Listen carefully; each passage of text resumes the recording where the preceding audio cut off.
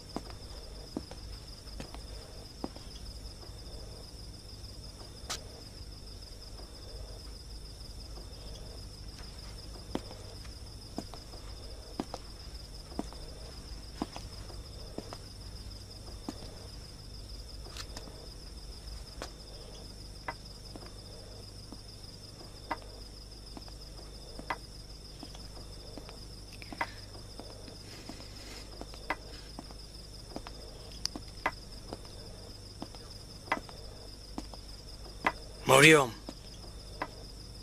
ওই জানালার পাশে কি করছিলে?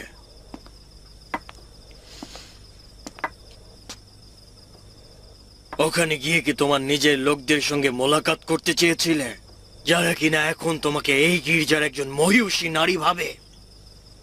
তুমি এই আচরণ দিয়ে নিজেকে নিষ্পাপ প্রমাণ করতে চাইছো, কিন্তু তোমার এই আচরণ একজন ভণ্ড হিসেবে এই বেচারাদের সামনে উপস্থাপন করছে। জেনে রাখো, আমার মতো ব্যক্তিকে ধোঁকা দিতে পারবে না। তুমি কি ভেবেছো যে গির্জার সকল পুরোহিত এবং বনি ইসরায়েলের বরেণ্য ব্যক্তিদের জাদু দিয়ে আচ্ছন্ন করে রাখবে? ভেবেছিলে তারাও বোধহয় এই সহজ সরল লোকদের ন্যায় ধোঁকা খাবে? বোঝাই যাচ্ছে আমাদের এখনো চেননি। তোমার ছোট মস্তিষ্ক আমাদের মতো ইহুদি ওলামাদের চিনতে ভুল করছে। আমাদের সঙ্গে কি দুশ্মনী? তোমার দিলের মধ্যে আমাদের জন্য এত ঘৃণা কেন? কিছুই নয়, আমার মনে কোনো ঘৃণাই অবশিষ্ট নেই। মিথ্যা বলছো, মিথ্যা, ভণ্ড।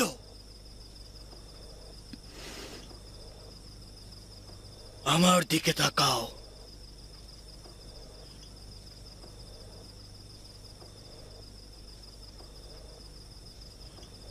হায় আফসোস তোমার আজব চোখ, তোমার আজব চোখ মরিয়ম।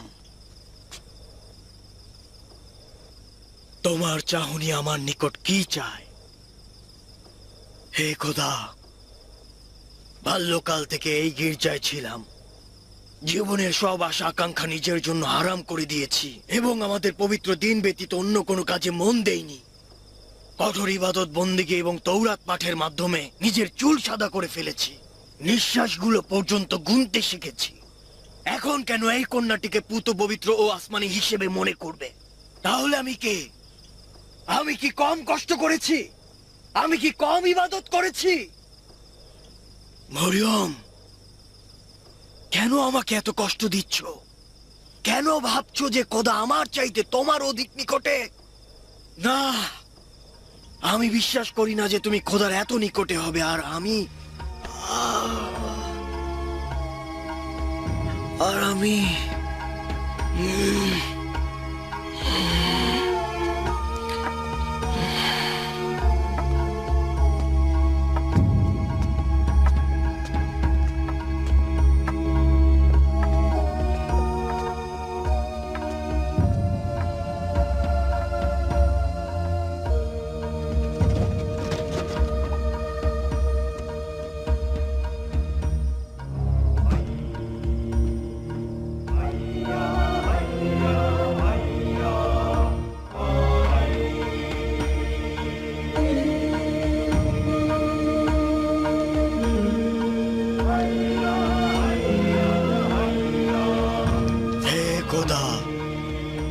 সাহায্য করো, এই কন্যাটি আমাকে অনেক কষ্ট দিয়েছে, সেগুলো যেন ফিরিয়ে দিতে পারি।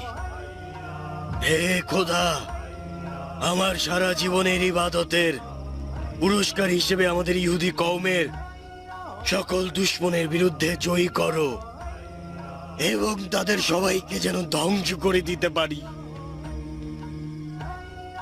হে খোদা, মরিয়মকে তিরস্কার ও অপমান করার আনন্দ আমাকে দান করো।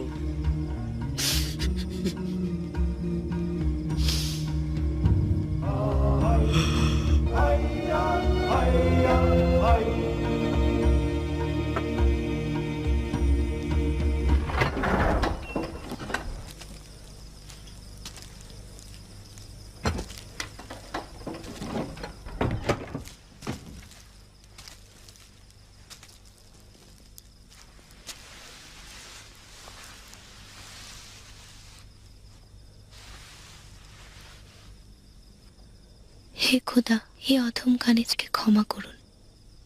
আমার দ্বারা যেন কোনোদিন কারো কোনো ক্ষতি না হয়। সকল আশরাফুল মাকলুকাতকে নিজের রহমতের ছায়াতলে আশ্রয় দাও। হে খোদা, যারা গুনাহকারী তাদের সকলকে তুমি তওবা করার তৌফিক দান করো, আর আমাকেও তুমি তওবা করার তৌফিক দান করো। যদি কারো মনে কষ্ট দিয়ে থাকি, আমাকে তুমি মাফ করে দিও খোদা।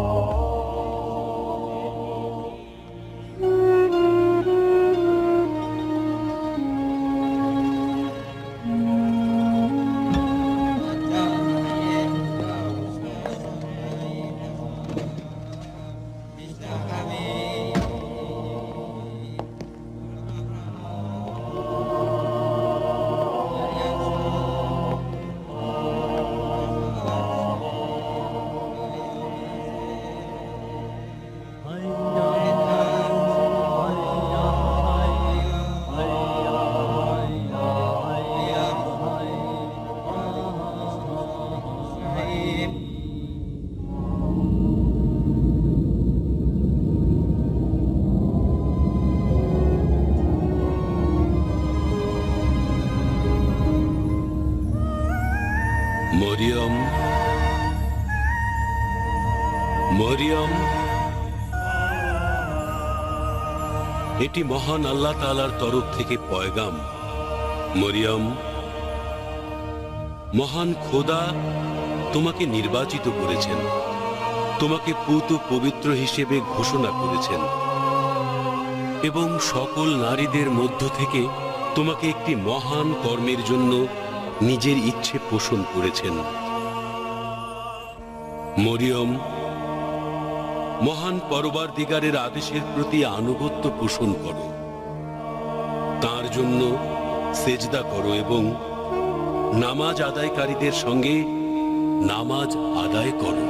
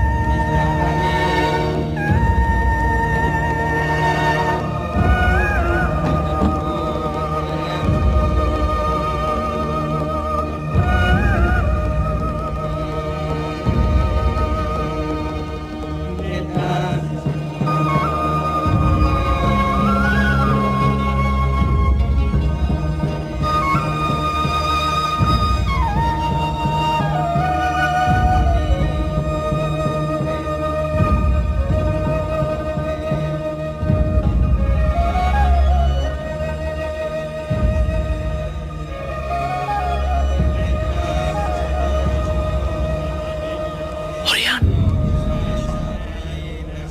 হরিয়ান, ওই দেখো।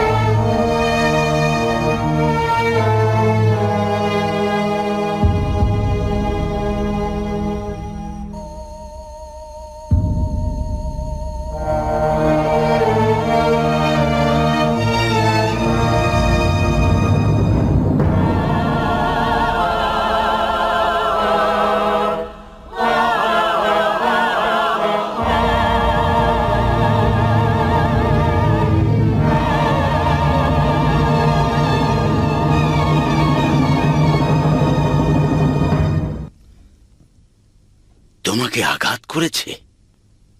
খোদার কসম, আমার বিশ্বাস হচ্ছে না। তোমাকে বলিনি ওই কুৎসে কখনো প্রবেশ করবে না? নারীদের এমনকি সেদিকে তাকানো পর্যন্ত নিষেধ, আর তুমি কিনা দরজা ভেদ করে কুৎসে প্রবেশ করেছ। কেন মরিয়ম, কেন? তুমি কি গির্জার নিয়ম কানুন জানতে না? বিশ্বাস করুন দাদাজান, আমি নিজে এরকম চাইনি। আমাকে আদেশ করা হয়েছিল। আদেশ করেছিল? কে আদেশ করেছিল? একটি কণ্ঠ বলল, আল্লাহ তাআলা তোমাকে নির্বাচিত করেছেন। আমার নাম পর্যন্ত বলেছেন।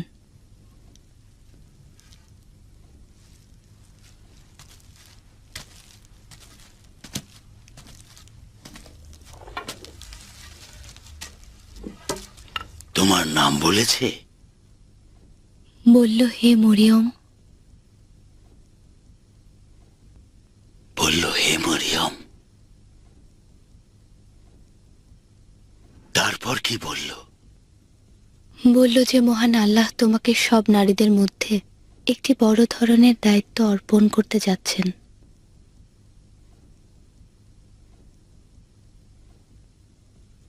প্রভু নিজের ইচ্ছা ব্যক্ত করেছেন। ওই কণ্ঠ আমাকে বলল, পরওয়ারদিগারের প্রতি আনুগত্য পোষণ করবে, তার দরবারে সেজদা করবে, সবার সঙ্গে নামাজ আদায় করবে। কোনো সমস্যা নেই। এত সহজে? তুমি তো আমাদের শরীয়তের ওস্তাদ ছিলে, এখন কিভাবে বলো সমস্যা নেই? একেবারে বলে ফেলো না কেন? মরিয়ম আসুক, আমাদের সামনে দাঁড়াক, নামাজের ইমামতি করুক, সবাইকে নামাজ পড়াক। হ্যাঁ, দেখো আমাদের কাজ কোথায় নিয়ে গিয়েছে। একটি কন্যা কিনা এখন কুদসে প্রবেশ করছে। কোথায় পৌঁছেছে গির্জার পাদ্রীরা, যেখানে তাকওয়ার স্থলে ভণ্ডামিকে প্রাধান্য দেওয়া হচ্ছে? আফসোস। আফসোস তোমার জন্য, কেননা তুমি নিজেই ভণ্ড। তাকওয়া কি বলেছে একটি মেয়ে সবার সামনে বেরিয়ে আসবে? তাকওয়া কি বলেছে স্বাধীন আইন কানুন ভেঙে দেবে? তাকওয়া কি বলেছে নারী এসে পুরুষের সঙ্গে একসাথে নামাজ আদায় করবে? তার চেয়ে বরং বলে ফেলো যে ইহুদিগণ সুলাইমান গির্জার দেখাশোনার উপযুক্ত নয়।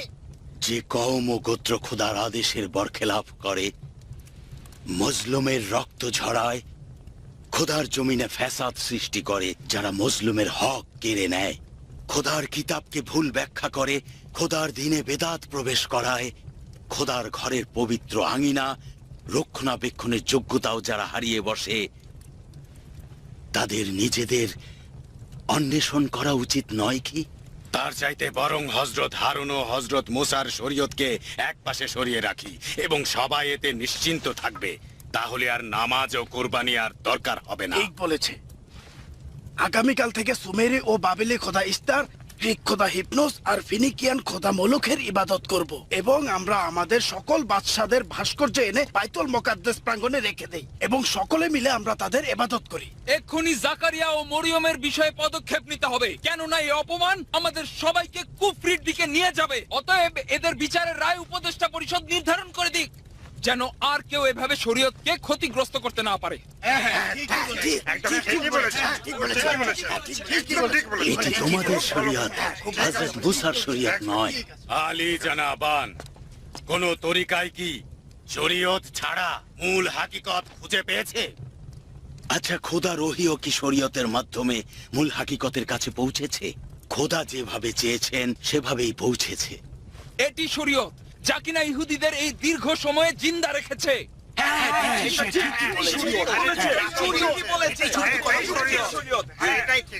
তাহলে শুনে রাখো গির্জার পাদ্রীগণ, নিজেদের ভেতর খুব সূক্ষ্মভাবে দৃষ্টি দাও, তাহলে দেখতে পাবে কিভাবে হযরত মুসার হুকুম আহকাম এবং আল্লাহ তাআলার আদেশ উপদেশগুলো ভঙ্গুর করে দিয়েছ। অথচ তোমরা শরীয়তের হেফাজতকারী হিসেবে নিজেদের পরিচয় দিয়ে চলেছ। তোমাদের দ্বারা কোরবানি এবং অগ্নি প্রজ্বলন ব্যতীত আর কি কল্যাণমূলক কাজ হয়েছে? আমাদের মহান প্রভু ইয়াহুবা কি আমাদের বলেননি যে আমি রহমত ও মোহাব্বতকে কোরবানির চাইতেও অনেক বেশি ভালোবাসি? খোদা বলছেন, আমি তোমাদের মাঝে ঘৃণা বিদ্বেষের আগুন দেখতে পাচ্ছি। পবিত্র মাহফিলের কোনো সুগন্ধি তোমরা বহন করছো না। ভেবেছ আগুন তোমাদের হেদায়াত দিতে পারবে? সেটা একেবারেই ভুল ধারণা, কারণ তোমাদের কোরবানির জন্য আমি বিন্দু মাত্র লালায়িত নই। কিন্তু আমি ইনসাফ অব্যাহত রাখার পক্ষে এবং ন্যায় বিচারের নদী কোনোদিন শুকায় না।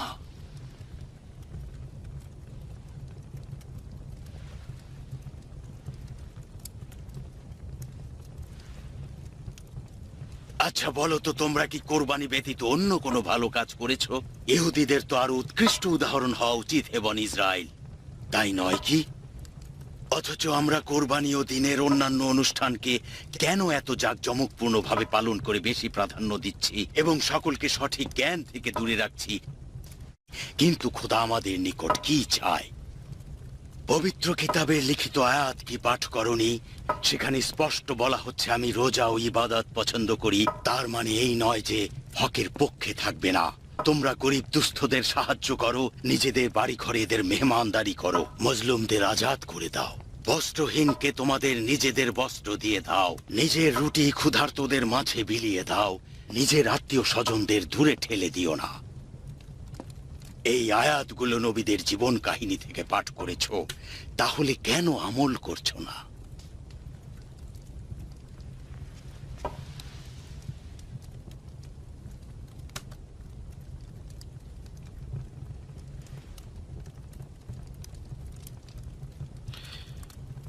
জনাব জাকারিয়া তৌরাত থেকে আমাদের জন্য আবেগপ্রবণ কয়েকটি আয়াত পাঠ করেছেন, তাই অসংখ্য ধন্যবাদ।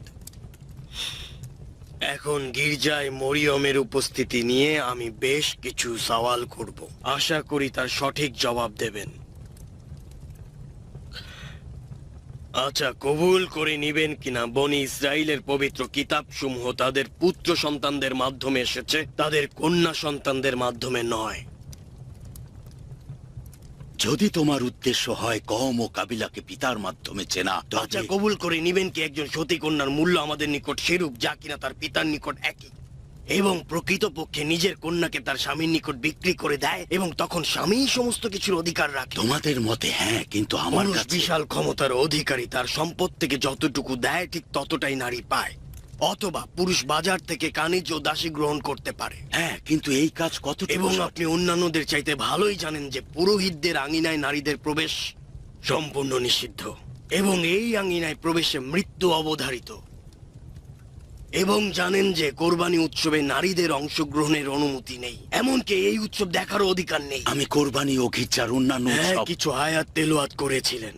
এখন আপনার কাছে আমার সওয়াল, ইহুদি ধর্মে আইন কি নারীদের জন্য কিছু রয়েছে নাকি নয়, এই বিষয়ে জানেন কিছু? অবগত রয়েছি, কিন্তু এই আইনটি তোমাদের নিজেদের তৈরি। তোমরা এই সীমাবদ্ধতা নিজেরাই তৈরি করেছো। কিন্তু হাকিকাত এই যে হযরত মুসার শরিয়ত নারীদের বিশেষভাবে সম্মানিত করেছে। তোমরা খুব ভালোভাবেই জানো যে সাধক পুরুষগণ নারীদের প্রশিক্ষণ দ্বারা তৈরি। আপনি তাহলে এই সীমাবদ্ধতা সম্পর্কে জানেন? আপনি কি মরিয়মকে সবার সঙ্গে নামাজে অংশগ্রহণ করার অনুমতি দিয়েছিলেন? না, আমি এরকম কোনো অনুমতি দেইনি।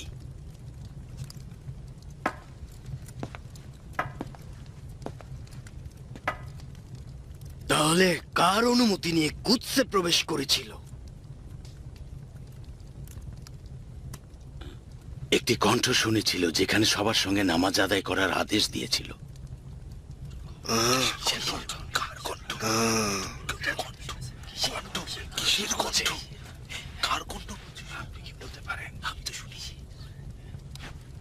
একটি কণ্ঠ শুনেছিল। এটি কার কণ্ঠ ছিল?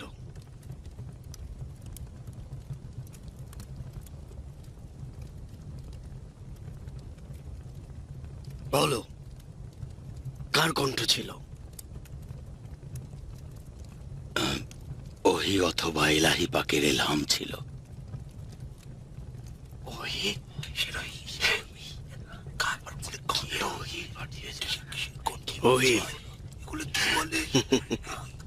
ওহি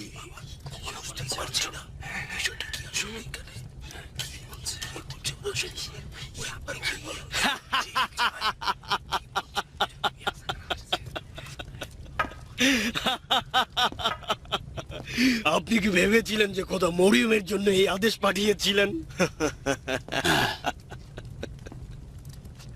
অর্থাৎ খোদা এই কন্যাটির উপর ওহী নাজিল করেছেন?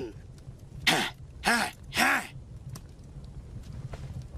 খোদা তোমার নিকট পানা চাইছি। কি বলছেন বুঝতে পারছেন?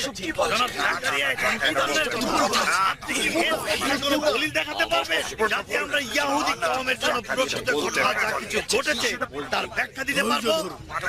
ধৈর্য ধরুন জনাব ইব্রাহিম।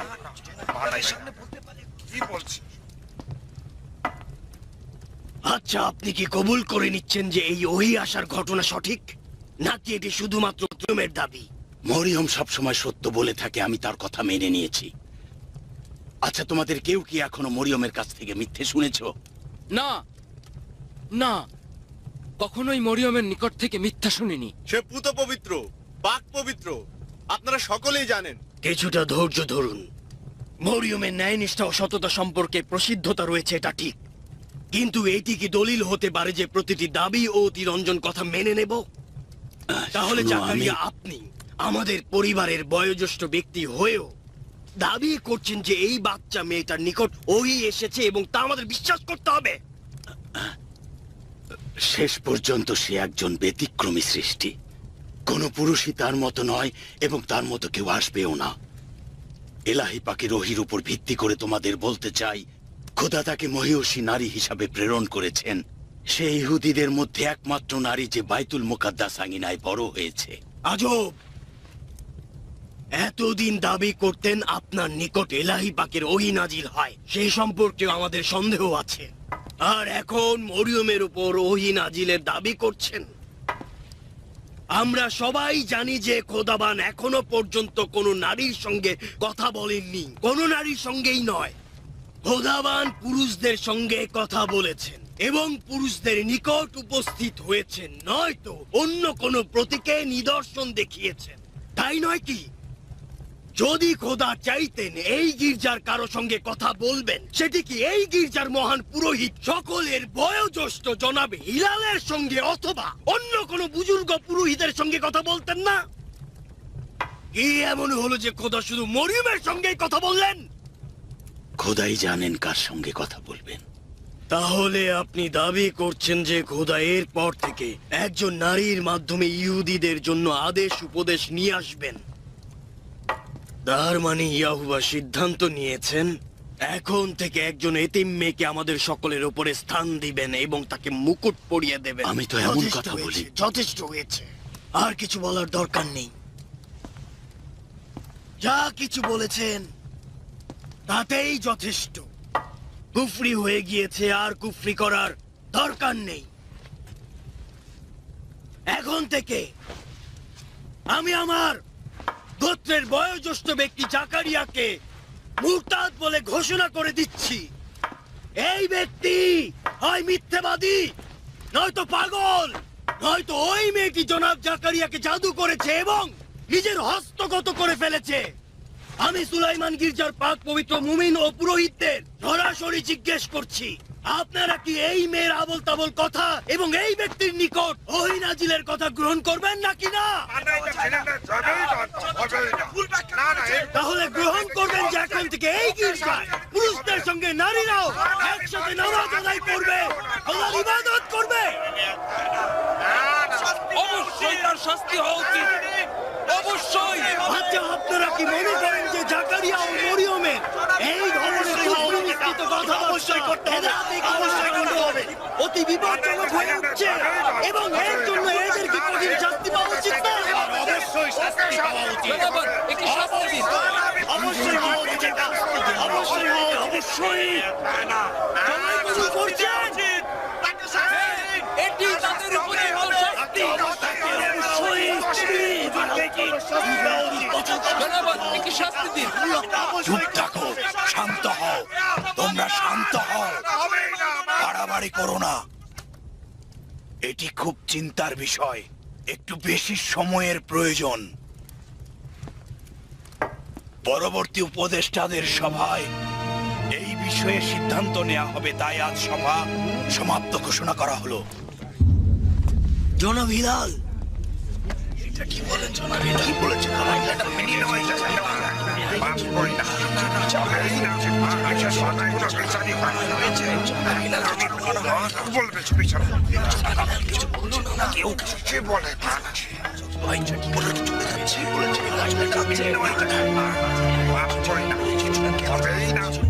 জনাব হিলাল কি করলেন? হে খোদা!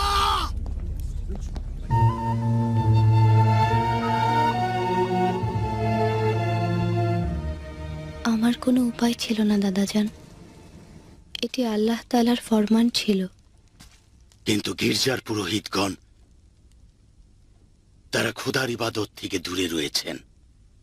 কিভাবে তাদের সঙ্গে নামাজ আদায়ের ফরমান হলো? যখন আমি কুদসে প্রবেশ করলাম এবং পুরোহিতদের পেছনে নামাজের জন্য দাঁড়ালাম, হঠাৎ আমার চোখ কেন জানি চলে গেল অন্য কাতারে।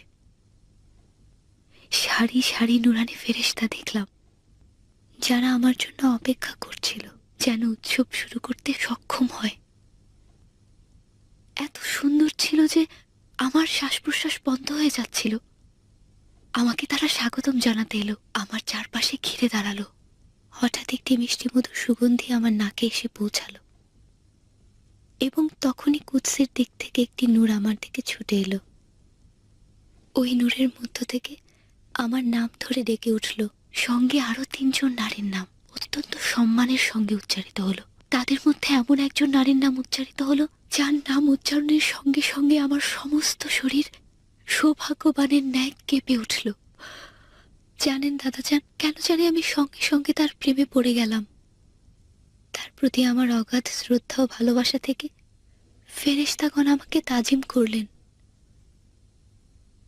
ভাবুন দাদাজান, আমাকে বিশ্বাস করা যায়, তাও আবার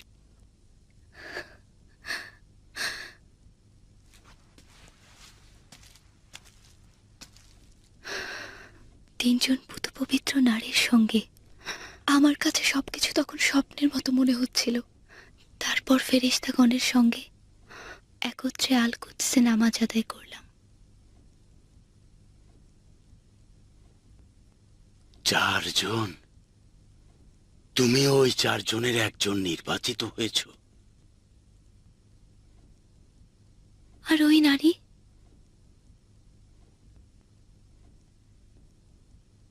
নিজেকে প্রকাশ করো। তিনি নারীকুলের মধ্যমণি, আখেরি পয়গম্বরের প্রিয় কন্যা। তিনি বেহেশতের সুসংবাদ প্রাপ্ত, যার পরহেজগারী ও তাকওয়া সারা জাহানে প্রসিদ্ধ হবে।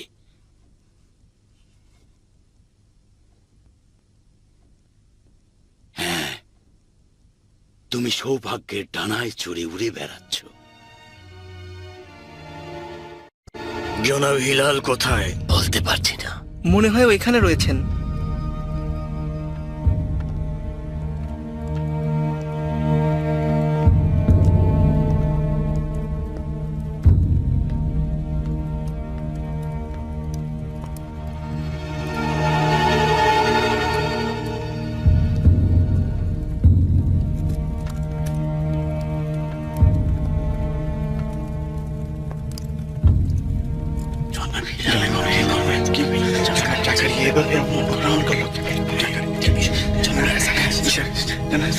জনাব হিলাল কোথায়?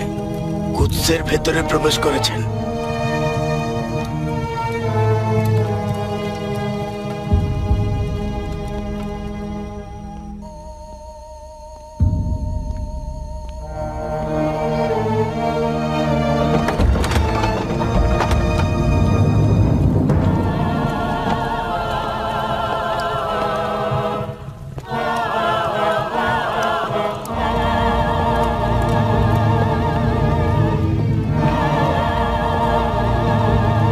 আমার সমস্ত পরিকল্পনা ভেস্তে দিয়েছেন। আমি ওকে মৃত্যুর দ্বার প্রান্তে নিয়ে গিয়েছিলাম, কেন হস্তক্ষেপ করলেন? দেখো, নিজেদের ধোঁকা দেওয়া উচিত নয়। সে আসলেই খোদার পয়গম্বর। ইয়াসাকার, খোদাকে ভয় করো। আমি তো জানি দিন নিয়ে তোমার কোনো চিন্তা নেই। স্বার্থ সিদ্ধিই আসল উদ্দেশ্য। আমার মাথা ব্যথা আপনার পণ্ডিতি নিয়ে, আমার মাথা ব্যথা ইহুদি গোষ্ঠীর নেতৃত্ব না পাওয়া নিয়ে। গতকাল ইমরান, আজ জাকারিয়া, আগামীকাল আবার মরিয়ম। হে খোদা, ইহুদিদের এই নির্বাচিত নেতার কথা শোনো। তুমি চিৎকার করছো কেন? কিসের চিৎকার? ইহুদি গোত্র এই জমিনের বুকে সবার সেরা জাতি। দুনিয়ার সমস্ত সম্পদ ও রাজনীতির একমাত্র অধিকার আমাদেরই, আর আমিই সবার সেরা হব। কেউ পয়গম্বর হোক বা না হোক, যদি দেখি বাধা হয়ে দাঁড়িয়েছে, খতম করে ফেলবো। এটি আমার প্রথম এবং একেবারে শেষ কথা।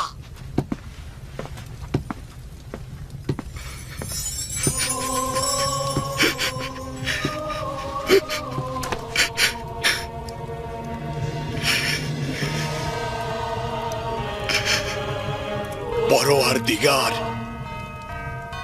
মুসার দিনকে এরা কোথায় নিয়ে যাচ্ছে?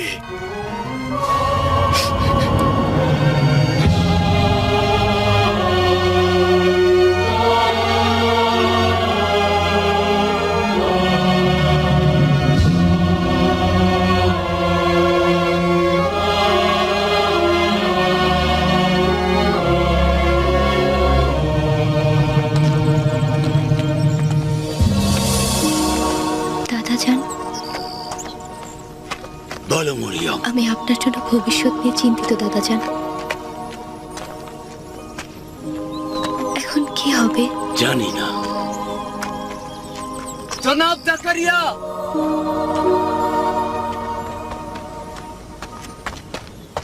জনাব জাকারিয়া, এ নাম দিন, এ নাম দিন জনাব কি জাকারিয়া। হয়েছে ইউসুফ?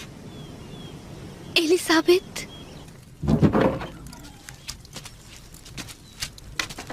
এলিজাবেথ, আসুন। এই যে দেখুন, ইয়াহিয়া, আমাদের প্রিয় ইয়াহিয়া।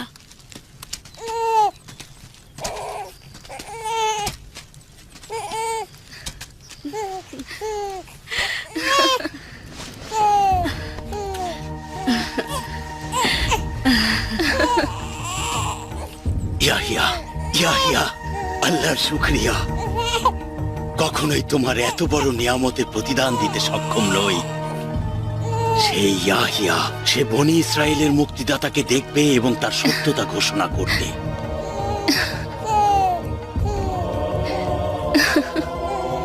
কি প্রশান্তময় ও পরিচিত চেহারা, মনে হচ্ছে কতদিন ধরে তোমাকে চিনি।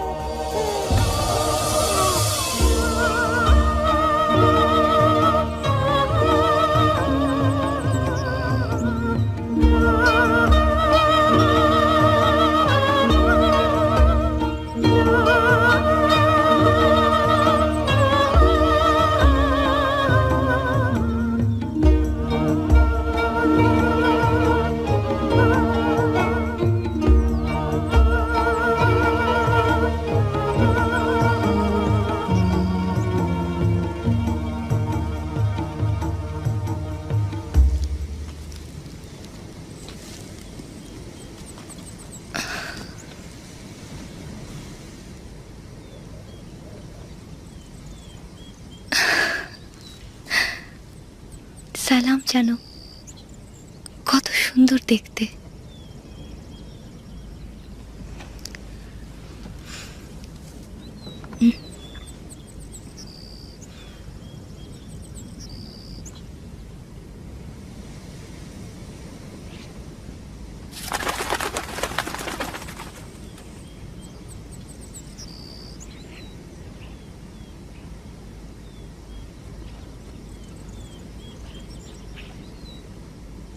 পাখ পাখালি ও সৃষ্টির সকলে তোমার জন্য তসবিহ পাঠ করে।